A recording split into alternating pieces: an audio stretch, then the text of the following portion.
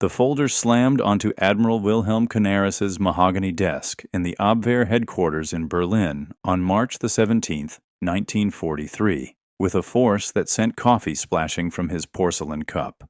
The intelligence reports it contained were so explosive they could have meant execution if discovered by the Gestapo.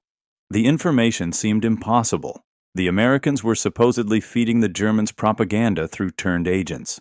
Yet, as the chief of German military intelligence, Canaris held in his trembling hands a report that shattered not only Nazi propaganda, but the very mathematical foundation of Germany's belief in victory. According to communications intercepted and reports from agents operating in Mexico City, the Ford Motor Company's Willow Run plant was producing a B-24 Liberator bomber every single hour. The B-24 was a massive, complex machine, requiring 1.5 million individual parts, 450,000 rivets, and 30,000 separate components to assemble into an 18-ton aircraft. It was rolling off the assembly line faster than Germany could even produce a simple military vehicle. Major Friedrich Wilhelm Heinz had triple-checked the intelligence, but the numbers held firm. This moment, unbeknownst to them, would trigger one of the most devastating intelligence failures in modern warfare.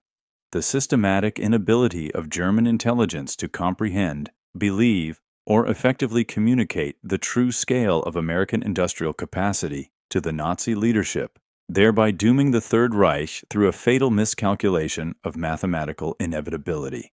The collapse of German intelligence regarding American production began 2 years earlier. In 1941, Luftwaffe General Karl Kohler presented reports to Hermann Göring stating that American aircraft production was nearing 2,000 planes per month. Göring literally laughed, declaring that Americans were only capable of building refrigerators and razor blades, not military aircraft.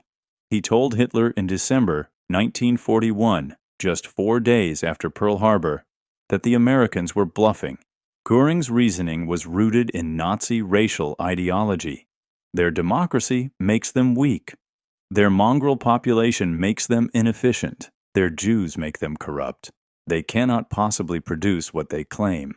By March 1943, however, intelligence networks across the Americas were reporting data that directly defied every tenet of Nazi racial theory and economic understanding. The reports came from a multitude of sources: Mexican industrialists sympathetic to Germany, Spanish diplomats, Swedish businessmen, and even intercepted letters from American workers. They all relayed the same impossible information. The Ford Willow Run plant alone was producing more heavy bombers than all of Germany's aircraft factories combined. Colonel Nicholas Ritter, head of the Abwehr's Air Intelligence Section, had spent weeks analyzing the data. Having lived in America for a decade, Ritter had a greater understanding of its capacity than most German officers, recalling how he had watched Americans erect the world's tallest building, the Chrysler Building, in less than 2 years. He reported to Canaris, "If these numbers are correct, and I believe they are, then Germany has already lost the war. It is now only a question of mathematics and time." The detailed intelligence arrived through various channels. In Mexico City, German agent Wolfgang Blau, posing as an Argentine leather merchant, transcribed the casual dinner conversation of American oil executive Harold Morrison. After several tequilas at a reception in February 1943, Morrison, having recently toured Willow Run, boasted, "The assembly line is over a mile long." He stated that the building was so vast that clouds formed, and it sometimes rained inside the factory. He detailed the 42,000 workers, including thousands of women, Negro women, building the most complex machine ever created. Morrison explained that Ford had broken the bomber down into 60,000 separate operations. Workers, some of whom had been making breakfast for their children the day before, were trained in days to perform one repetitive, specific task. Perhaps the most comprehensive data came through Francisco Franco's Spain. In March 1943, Colonel José Ungría, a Spanish military attaché, met Charles Sorensen, Ford's production chief and the architect of Willow Run. Sorensen, proud of his achievement and believing he was speaking to a representative of a neutral nation, spoke freely. "We would build bombers like we build cars, not by having workers swarm over a stationary aircraft, but by moving the aircraft past stationary workers." He revealed that women, comprising 40% of the workforce, were actually better at detailed work, smaller hands for tight spaces, more patience for repetitive tasks, and that black workers were operating sophisticated machinery. Sorensen concluded, "Democracy means utilizing all available human resources." Independent verification poured in from Swedish, Argentine, Japanese, and Turkish channels. A Swedish engineer reported that the plant's efficiency defies European understanding, using 1,600 specialized machine tools. The intercepted coded message from Japanese commander Toshikazu Omi to Tokyo stated starkly, "This single factory produces more aircraft monthly than entire Japanese aviation industry." By April 1943, German intelligence had comprehensive data from 17 independent sources confirming the rate. Willow Run alone was producing 650 B-24s monthly at peak, with total American B-24 production exceeding 1,400 monthly. The German leadership's reaction was a study in catastrophic denial. When Admiral Canaris personally presented the intelligence to Göring on Hitler's 54th birthday in April 1943, Göring was contemptuous. Looking at photographs of the assembly line, he scoffed, "Do you take me for a fool? These are obviously wooden mock-ups, props for propaganda.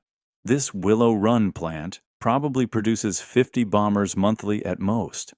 When Canaris presented a document showing the plant consumed 16 million pounds of aluminum monthly, more than Germany's entire monthly production, Göring laughed harshly, asking, "Then where do they get this aluminum? From their Negro workers? From their women riveters?" A week later, Canaris risked his life briefing Hitler, warning that if the Americans were producing 1,400 B-24s monthly, plus B-17 and fighter aircraft, the aerial bombardment of the Reich would soon exceed Germany's defensive capabilities. Hitler dismissed it as impossible, saying a bomber is not a car. It requires precision, skill, dedication. He refused to believe America could achieve such production in 16 months. Canaris had even obtained film footage of Willow Run in operation through American contacts in Switzerland. After watching the entire mile-long assembly line, his deputy Hans Oster whispered, "My God, it's true." Canaris then lit the film with his cigarette lighter, burning it. "We cannot show this to them," he said. "They would accuse us of creating fake footage or being traitors." Only Dr. Albert Speer, Hitler's armaments minister and the only Nazi leader with a genuine understanding of industrial production, truly grasped the implications. His diary entry from May 15, 1943, discovered after the war, showed his despair. "If the Willow Run figures are even half accurate, we face not defeat but annihilation." He noted, "They produce more aircraft in a month than we do in a year." Yet, he could not speak this truth, believing, "To do so would be my death warrant." By April 1944, Willow Run hit its peak rate, an astounding one finished, B-24 Liberator every 63 minutes. The plant employed over 42,000 workers, including 11,000 women, 26% of the workforce, and 3,800 African Americans, 9%. This demographic breakdown would have completely shattered Nazi racial ideology. The inferior races and weaker sects were outproducing the German master race by orders of magnitude. The German failure was not one of collection. Agents had gathered accurate, detailed intelligence. It was a failure of acceptance, with leadership refusing to believe intelligence that contradicted their worldview. Walter Schellenberg, Canaris's replacement and a Nazi loyalist, later testified at Nuremberg that every professional intelligence officer understood the numbers were accurate by early 1943. But he noted, to report this truth was to risk execution for defeatism. Hans Bernd Gisevius wrote in his memoirs, The tragedy was not that we lacked intelligence about American production. We were drowning in it. The tragedy was that our leadership refused to believe it because it contradicted their racial ideology. The human cost for those who tried to report the truth was ultimate. Admiral Canaris and his deputy Hans Oster were executed on April 9, 1945, at Flossenburg concentration camp. The full scale of the failure was confirmed after the war. The U.S. Strategic Bombing Survey reported that Willow Run produced 8,685 B-24s between 1942 and 1945. Total U.S. aircraft production from 1940 to 1945 was 3,037,171, a stunning 3.2 times more aircraft than Germany's 94,700. When asked in post-war interrogation why Germany didn't believe the intelligence, Speer answered, "To accept that Ford could produce a bomber every hour was to accept that our entire worldview was wrong." That democracy wasn't weak, but strong. That racial mixing didn't create weakness, but strength. That women could do men's work. It would mean accepting that we had started a war we could never win. Who would tell Hitler that?